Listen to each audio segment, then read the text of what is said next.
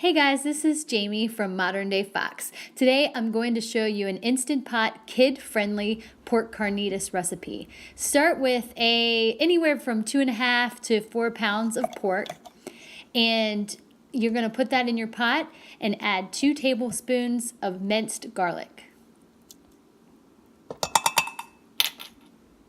Next, take some lime juice. It could be fresh lime juice if you have that. I didn't have it. Add 1 tablespoon to your pot. Take ground cumin, add 1/2 tablespoon to your pot.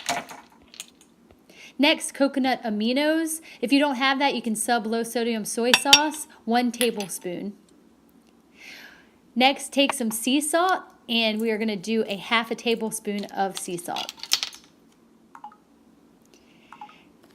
Next is maple syrup, 1 tablespoon of maple syrup. And then just a dash of pepper, whatever your preference is there. Take some fresh squeezed oranges, like 1 large orange or 2 cuties is what I used, and squeeze the fresh juice over your pork.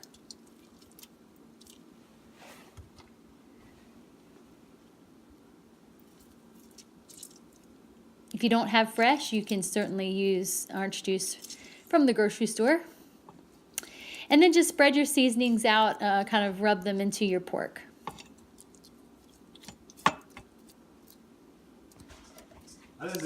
Next, take some broth. It can be beef broth, it can be chicken broth, vegetable broth is fine as well.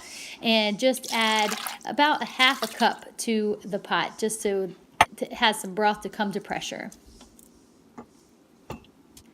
Next, you're going to put your lid on your Instant Pot. Make sure your valve is turned to sealing. And then set your pot using the meat setting and raise it up to 90 minutes. If you don't have the meat setting, you can just do manual high pressure at 90 minutes. That's fine. Now you're going to let your pot run its course. When the timer goes off, allow a natural pressure release. You always want to do that with meat. It helps keep it nice and tender.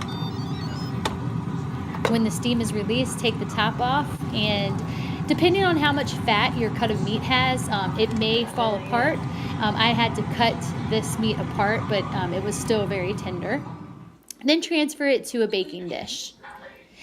Preheat your oven to the broiler setting, and then just to get those crispy carnitas edges, put it in your broiler, under your broiler for about 4 or 5 minutes, and then toss it and do another 4 or 5 minutes just to get crispy edges throughout. And that step's optional. Once it's done browning under the broiler, just go ahead and take it out. Make sure you stir it to get the juices covering all the meat, and then you are ready to serve it. Now my family ate this with some boiled red potatoes, a little cilantro for a garnish. We had some carrots and fried plantains.